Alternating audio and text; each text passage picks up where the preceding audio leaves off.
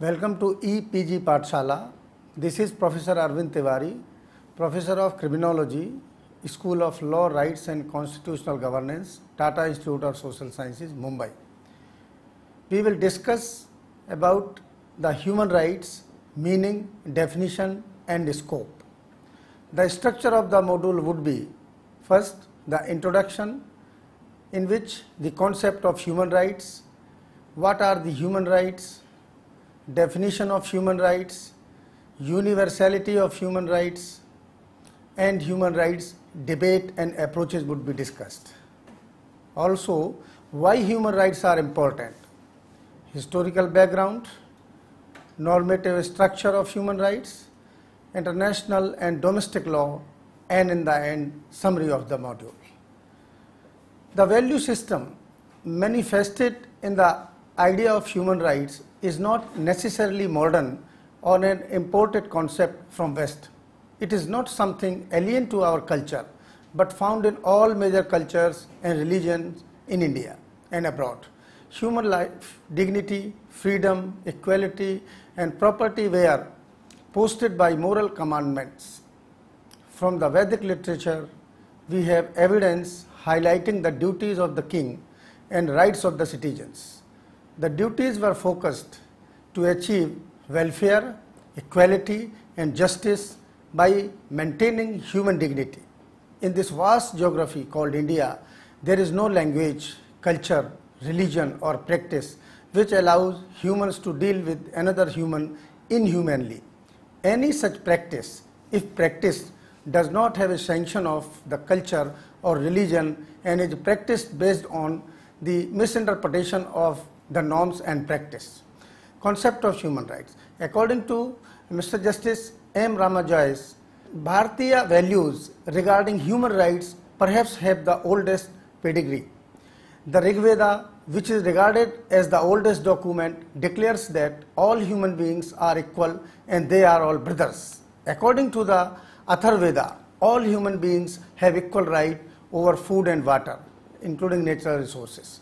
The Vedas, including Upanishad, Shruti, were the primordial source of dharma, a compendious term for all human rights and duties, the observance of which was regarded as essential for securing peace and happiness to individual as well as society.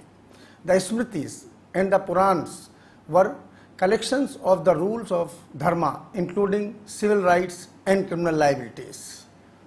Vyavhar Dharma, as also Raj Dharma, constitutional law, which were developed on the basis of fundamental ideals incorporated in the Vedas. There were also several other authoritative works on Raj Dharma.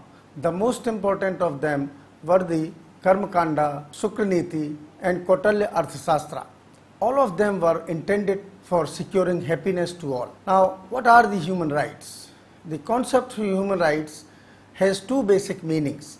The first refers to the inherent and inalienable rights due to man, women, simply by virtue of his or her existence as a human being. These are moral rights and they aim at ensuring his or her dignity as a human being. The second sense is that of legal rights, which are established through the law-creating processes of societies, both national and international. It is generally believed that the state is the guarantor and protector of human rights. Human rights, as the term is most commonly used, are the rights which every human being is entitled to enjoy and to have protected. The underlying idea of such rights, fundamental principle that should be respected in the treatment of all men, women, children, exist in some form in all cultures and societies. Human rights are not gift or bounty of any political superior. The laws are meant to reaffirm and recognize human rights and to provide mechanisms for their enforcement. The upholding of rights is essential for maintaining human dignity. All human rights for all is the goal of the century, and the aim is to ensure that human rights are universally accepted and respected. The 7 essential freedoms are: 1. Freedom from discrimination by gender, race, ethnicity, national origin or religion.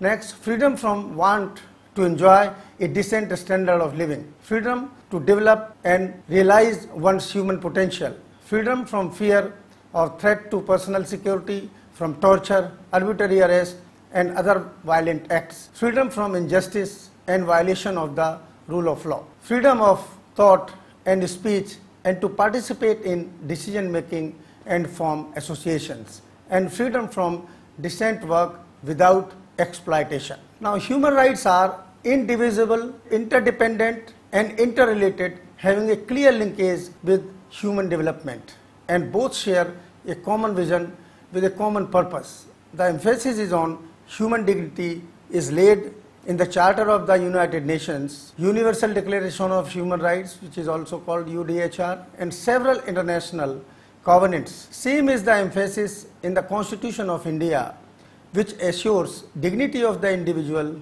as a core value in the preamble. The Constitution of India was drafted nearly at the same time as the UDHR and contains similar provisions. Part 3 of the Constitution, containing the fundamental rights correspondent to Article 21 of the UDHR, and the directive principles of state policy in Part 4 of the Constitution correspond to Article 22 to 28 of the UDHR.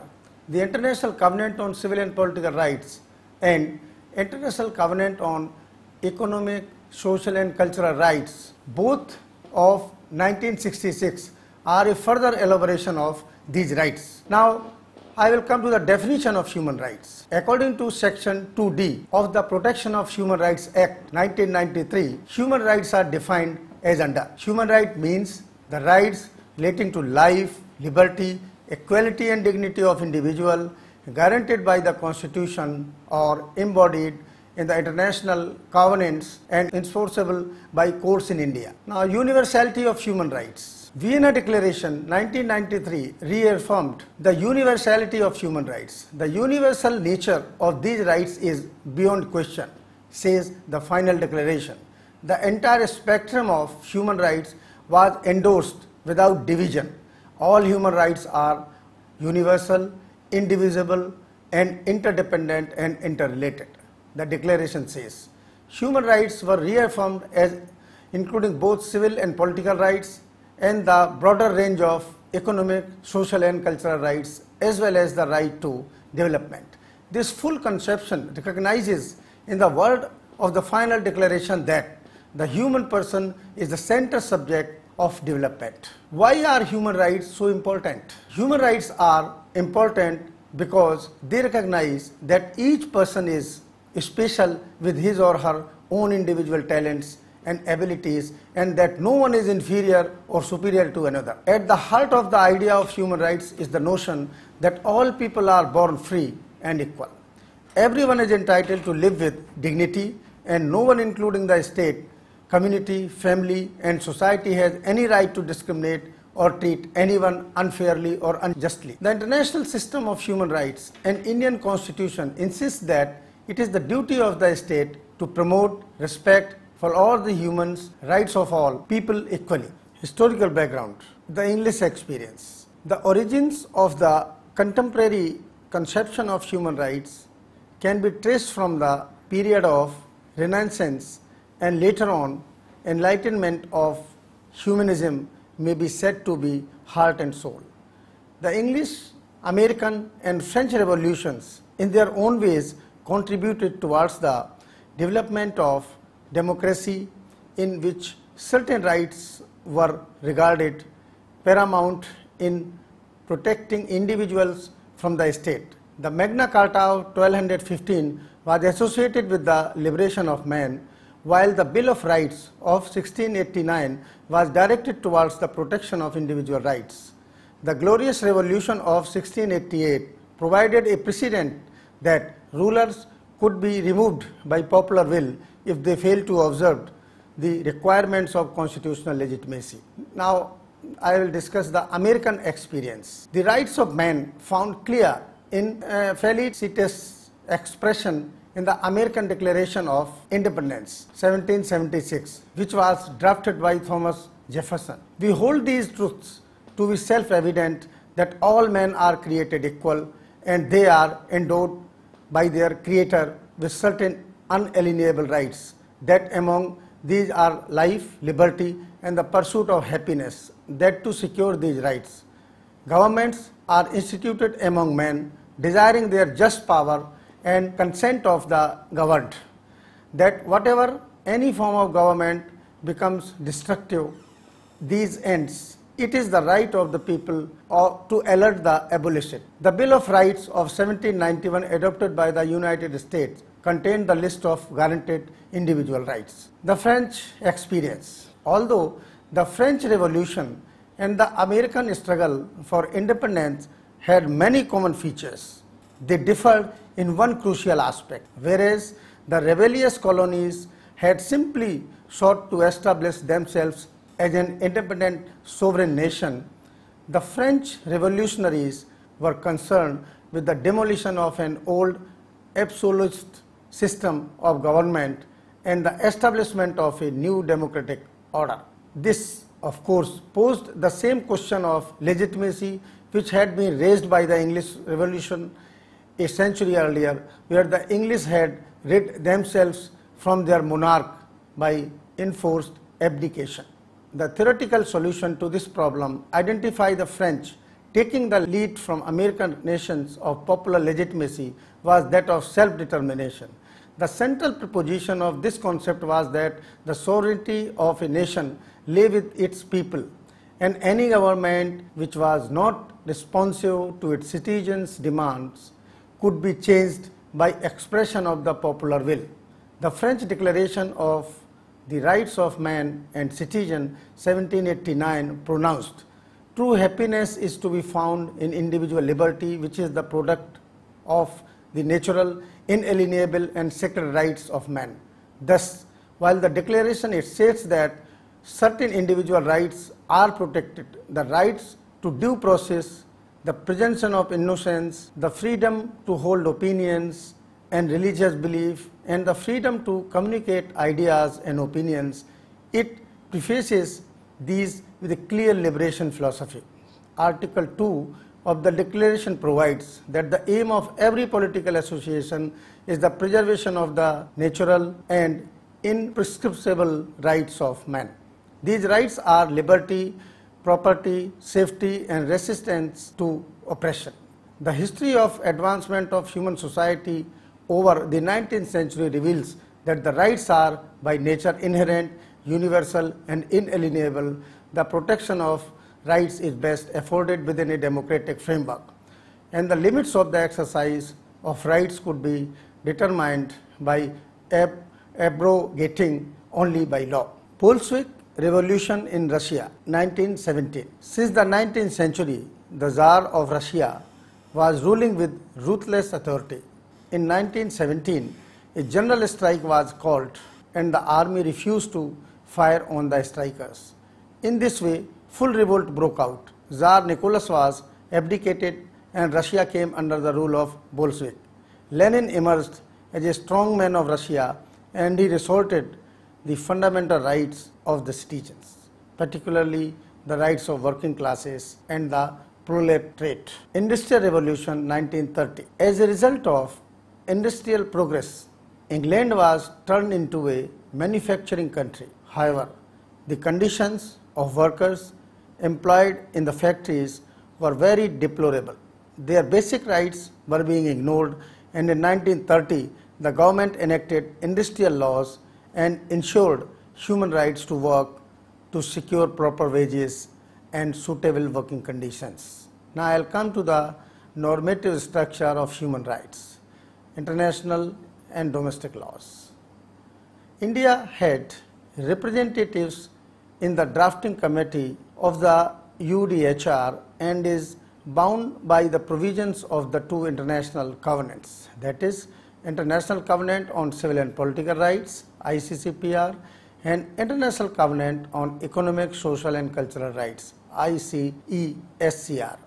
The Constitution of India guarantees almost the entire gamut of civil rights and political rights through Chapter 4 of the Indian Constitution that deals with the directive principles of state policy, the government, is mandated to promote a variety of social and economic rights that would lead to an equitable social order and betterment of the quality of life for all sections of society. The rights of or obligations which flow from the international covenants to which India is a signatory can have meaning and substance only if they are included in the Constitution or other domestic laws.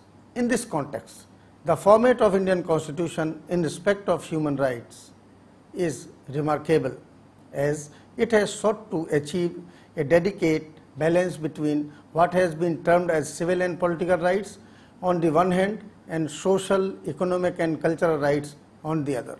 The Constitution makers believed in giving equal importance to the two sets of rights as a cardinal tenet of the philosophy underlying it. While the civil and political rights are made fundamental and judicially enforceable, even though subject to reasonable restrictions, the economic and social rights are also made basic to the governance of the country and to have to be progressively realized through administrative action and legislative acts. Charter of the United Nations. Enforceable human rights in the Constitution and the law. It is said that a constitution is basically a people's covenant, their charter of freedom and the blueprint for their future. As it is, the Indian Constitution is envisaged to be an instrument for economic growth and social change. The achievement of social and economic democracy, as much as political democracy, has been one of the cardinal concerns of the Indian Constitution. The fundamental rights and directive principles of state policy are key elements of the overriding concern. Dr. B.R. Ambedkar, in his concluding address, stated as follows in the Constituent Assembly, I quote, "Political democracy cannot last unless there lies at the base of its social democracy." What does social democracy mean? It means a way of the life which recognizes liberty, equality and fraternity as principles of life. These principles of liberty, equality and fraternity are not to be treated as separate items in the Trinity. They form a union of Trinity in the sense that to divorce one from the other is to defeat the very purpose of democracy. Liberty cannot be divorced from equality, equity cannot be divorced from liberty, nor can liberty and equality be divorced from fraternity. Without equality, liberty would produce the same supremacy of the few over the many. Equality without liberty would kill individual initiative. Without fraternity, liberty and equality could not become a natural course of things. Salient provisions of the fundamental rights and other legislations are given below. I will tell about what the Indian Constitution is having regarding the fundamental rights. Article 14, equality before laws. Article 17, abolition of untouchability. Article 19, fundamental freedoms. Article 21, protection against conviction or enhanced punishment under ex post facto law. Article 20/2, protection against double jeopardy. Article 23, protection against self-incrimination. Article 21, protection of life and personal liberty. Article 22, right against arbitrary or illegal arrest. Article 23, abolition of bonded labor. Article 32 and 226, right to remedies for enforcement of human rights. Article 46, promotion of interest of weaker sections. Article 39A, free legal aid to the poor. Now I will come to the provisions in the Criminal Procedure Code. Section 57, 41, /151, 46, 49, right against arbitrary or illegal arrest. Section 50, right to be released on bail. Section 47, 51, 100, right against arbitrary or unreasonable searches and seizures.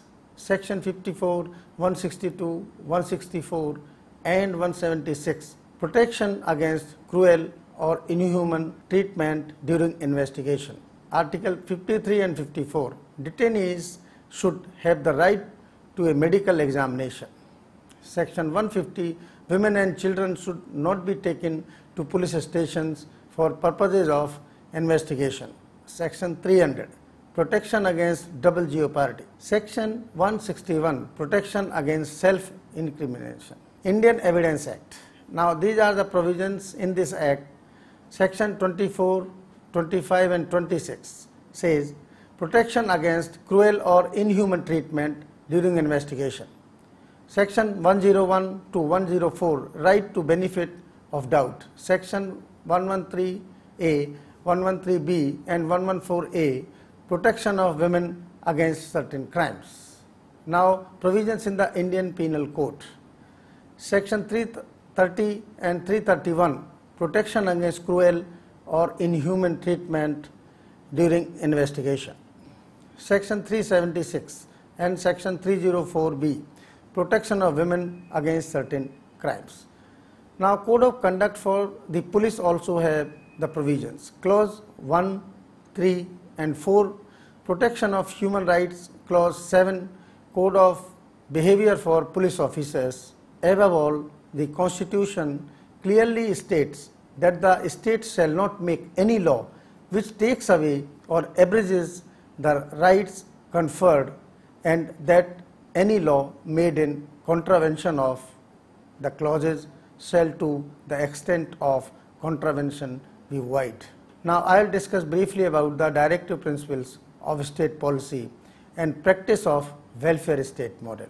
The directive principles of state policy are essentially in the nature of certain directions to the state while making laws. The Constitution provides that the directive principles are not enforceable by any court, but the principles therein laid down are nevertheless fundamental in the governance of the country, and it shall be the duty of the state to apply these principles in the making of laws. Essentially, the directive principles enshrine the ideal of social and economic democracy and are humanitarian in social precepts which aim at the realization of a welfare state. In crux, the directive principles are intended to ensure the dignity of human life and pursuit of happiness. In this regard, several legislative measures have been taken both by Parliament and state legislatures to secure these objectives. For example, the right to compulsory primary education, which is referred to in Article 13(2)(a) of the ICESCR J.P. Unnikrishnan versus State of Andhra Pradesh. Second, the right to health, which referred to in the Article 12(1) of the ICESCR State of Punjab versus Mohinder Singh Chawla. The right to shelter, which is referred in Article 2 of the ICESCR, and the right to food, which is again referred in the Article 11(1) of the ICESCR, Madhu Kishwar versus State of Bihar. The right equal pay for equal work, which is referred in Article 7(e)(1) of the ICESCR, Randhir versus Union of India. Right to legal aid, Madhav's State of Maharashtra. The National Commission to review the working of Constitution, headed by Mr. Justice M.N. Venkatachalaya, former Chief Justice of India and Chairperson NHRC, in its report submitted to the Government of India in March 2002, recommended the establishment of a body of high status which first reviews the state of the level of implementation of the directive principles, in particular, number 1, the right to work, the right to health, third, the right to food, clothing and shelter, 4, right to education up to and beyond the 14 years, and 5, the right to culture.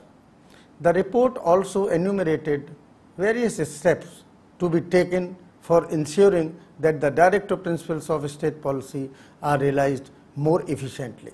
Now I will explain the fundamental duties. The proliferation of rights and dilution of corresponding duties has been a cause for concern.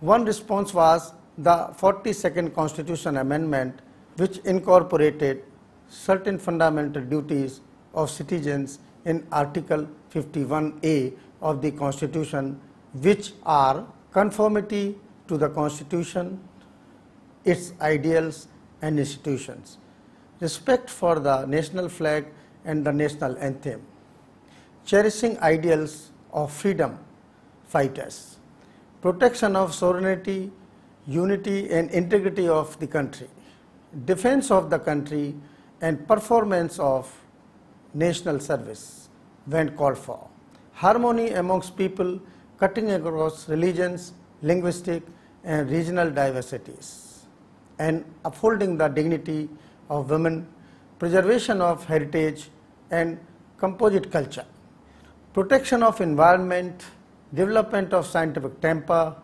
safeguarding public property and abjuring violence, and striving for all-round excellence, individually and collectively. It is debatable whether fundamental duties by themselves are justiciable and can be directly enforced in a court of law. What is urgently needed is the creation of a citizenry conscious of their rights and duties. Measures must be adopted by the union and state governments to promote an awareness of constitutional rights and responsibilities among citizens and to sensitize them to the various values embodied in our Constitution. The Justice Verma Committee on Fundamental Duties of Citizens has rightly observed that the desired enforceability can be better achieved by providing not merely for legal sanctions but also combining it with social sanctions and to facilitate the performance of the task through exemplary role models. The real task, therefore, is to devise methods which are a combination of these aspects to ensure a ready acceptance of the program by the general citizenry and the youth in particular. Now I will summarize the module. Honorable Supreme Court in a landmark judgment, Mrs. Santosh Singh versus Union of India and others, has observed, I quote, "The purpose of education is to engender in the young a spirit of inquiry, a desire for knowledge and a sense of values. Among those values are the fundamental values on which our constitutional core is founded: liberty, equality and the dignity of each individual.